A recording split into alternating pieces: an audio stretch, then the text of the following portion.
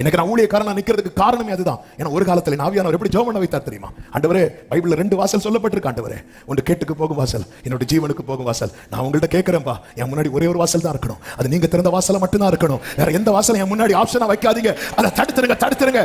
ஒரு காலத்துல இப்படி எல்லாம் ஜெபம் பண்ண வைத்தார், இன்னைக்கு வரைக்கும் கர்த்தர் நிற்க வைத்துக் கொண்டு இருக்கிறார். அவன் ஒரு காலத்துல உனக்கே தெரியாது உன்னை எப்படி ஜெபம் பண்ண வைத்திருப்பார் என்று, உனக்கு புரியாது.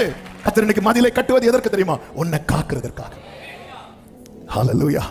இந்த மதிலை கட்டலனா நீ என்றைக்குமே யாருடைய ஊழியக்காரனா இருப்ப தெரியுமா? ஆகீசுடைய ஊழியக்காரனா இருப்ப. உன்னை ஆகீசுடைய ஊழியக்காரனா இருக்க கொண்டு வரல தாவீது. திட்டம் தெரியாம பேசுற தாவீது. நாளைக்கு என்ன நடக்க போகுது தெரியுமா? தாவீது இயேசு நடந்து வரும்போது அவரை பார்த்து தாவீதின் குமாரனை என்று கூப்பிடுகிற அளவுக்கு உன்னை குறித்து அவருடைய திட்டம் பெரியது. ஓ, அவர் கையில் இருக்கிற திறவுகோலுக்கு தாவீதின் திறவுகோல் என்று சொல்ல வைக்க போகிறார். என்ன பெரிய திட்டத்தை வைத்து உன்னை அழைத்திருக்க. நீ இந்த 600க்காக, நீ இந்த ஒரு சின்ன காரியத்துக்காக ஆகிஸ்ட போய் கை நீட்டிட்டியே.